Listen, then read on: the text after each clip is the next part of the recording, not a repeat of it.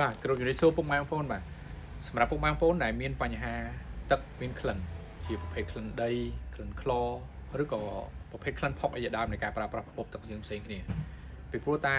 នៅក្នុងប្រព័ន្ធចម្រោះរបស់យើងក្លិនគឺជារឿងសំខាន់មិនថាប្រើប្រាស់មិនថាប្រើនៅក្នុងសិប្បកម្មទេពីព្រោះក្លិនវាបង្កការរំខានយើងច្រើនមែនទែនសម្រាប់ទឹកដែលមានក្លិននៅក្នុងសិប្បកម្មគឺបង្កឲ្យមានគុណភាពទឹកមិនល្អ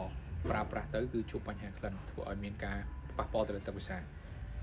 កាបូនគឺជាសារធាតុចម្រោះពាក់ព័ន្ធជាមួយនឹងការកម្ចាត់ក្លិនមិនល្អនៅក្នុងប្រព័ន្ធពុកម៉ែបងប្អូនកាបូនមានច្រើនប្រភេទសម្រាប់កាបូនការធ្វើការបានល្អទៅលើការកម្ចាត់ក្លិនភាគច្រើនគេសម្គាល់ទៅលើ ID បាទវាមាន ID 600 700 900ឬក៏1000ជាងឡើងជាទូទៅ ID កាន់តែខ្ពស់គឺធ្វើឲ្យការស្រូបរបស់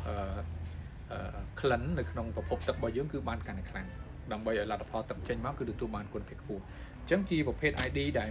កាបូនដែលមានប្រភេទ ID ខ្ពស់បែបនេះគឺល្អសម្រាប់ការប្រើប្រាស់នៅក្នុងសិប្បកម្មដើម្បីកុំឲ្យទឹករបស់យើងមានបញ្ហាឬក៏បើពុកម៉ែបងប្អូនប្រើប្រាស់នៅក្នុងប្រភពទឹកស្អាតទឹកស្អាតប្រើប្រាស់តាមផ្ទះហើយទឹកក្នុងផ្ទះបង្កជាការមានក្លិនក្លឬក៏អីផ្សេងៗត្រូវមានការប្រើជាមួយនឹងប្រភេទ ID ខ្ពស់ទើបក្លិនទាំងអស់នោះត្រូវបានកម្ចាត់ចេញអញ្ចឹងបើសិនជាពុកម៉ែបងប្អូនមានបញ្ហាតាក់ទងជាមួយនឹងទឹកដែលមានក្លិនមិនថាក្លិនក្លក្លិនដីក្លិនផុកអីជាដើមបងប្អូនអាចជ្រើសរើសជាប្រភេទកាបូនដែលមាន ID ខ្ពស់ការស្រូបទៅលើកម្ចាត់ក្លិនគឺមានសមត្ថភាពខ្ពស់អរគុណ